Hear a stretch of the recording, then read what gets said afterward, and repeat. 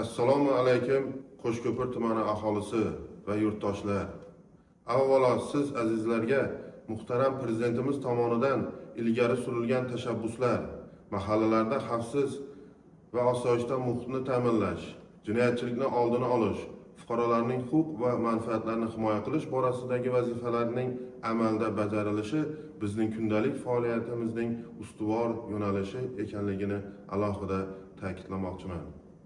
Joriy yilning o'tgan davrida tumanimizda sodir etilgan jami 204 ta jinoyatning 123 tasini, ya'ni 60%ni axborot texnologiyalari yordamida sodir etilgan jinoyatlarni tashkil etib, mazkur jinoyatlarning tahlilidan kelib chiqqan holda sizlarga murojaat qilish zaruratini his etdim. Mazkur jinoyatlarning asosiy kelib chiqish sabablari fuqarolarni aldash yo'li bilan, ayniqsa bank kartalaridagi mablag'larni firibgarlik yo'li bilan qo'lga kiritish holatlaridir. Kiber jinoyatlar zamonaviy davrning eng xavfli ko'rinishlaridan biridir va ularning oldini olishda sizning ogohligingiz va hushyorligingiz beqiyos ahamiyatga ega.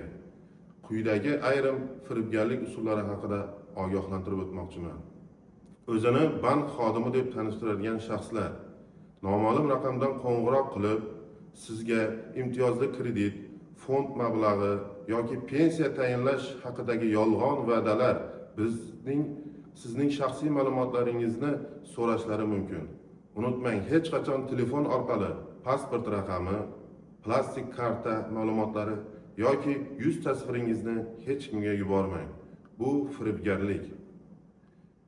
Shubhali ijtimoiy tarmoqlardagi xabarlar, Telegram va boshqa tarmoqlarda bu sizmisiz, sud qarori siz haqingizda chiqdi, mashina yutdingiz kabi xabarlar orqali sizni bosim ostiga olishga, APK kengaytmali fayllar va linklarni kirishga undaydi. Bu xabarlar orqali qurilmangizga zararli dastur o'rnatilishi yoki shaxsiy ma'lumotlaringiz o'g'irlanishi mumkin. Soxta raqamlar va soxta va'dalar. Firibgarlar o'z raqamlarini yirik tashkilotlar yoki xizmatlar raqamlariga o'xshatib sizga yutib oldingiz kabi xabarlar yuborishadi. Maqsad sizning bank kartangizga, shaxsiy identifikatsiyangizga kirib olish va undan keyin nafaqat pulingizni, balki nomingizga kredit ham olishga undaydi. Sizdan iltimos qilamiz. Bunday holatlarda suhbatni darhol yakunlang. Zudlik bilan 102 raqamiga murojaat qiling va holat haqida xabar bering. Har qanday shubhali holat yuzasidan ichki ishlar organlariga xabardor qiling. Biz sizning murojaatingiz asosida zarur choralarni ko'ramiz. Shuningdek, sizga zararli havolalarni aniqlovchi va oldini oluvchi Telegram botidan foydalanishingizni tavsiya qilamiz. Ya'ni kichikcha Hvib bot Telegram botidan foydalanishingizni tavsiya qilib qolamiz. Bu vosita sizni va yaqinlaringizni firibgarlarning ko'zbo'yamachiliklardan himoya qiladi. Hurmatli yurtdoshlar, mahallamiz osoyishtaligini ta'minlash hammamizning burchimiz. Jinoyatlarga qarshi birgalikda kurashaylik. Ogoh va hushyor bo'laylik. O'z uyimiz, o'z mahallamiz, o'z tumanimiz o'z qo'limizda.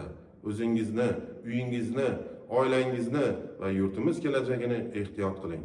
Hurmat bilan Qo'shko'pir tumani ichki ishlar bo'limi boshlig'i podpolkovnik Do'stmetov Azamat Qurbonboyevich.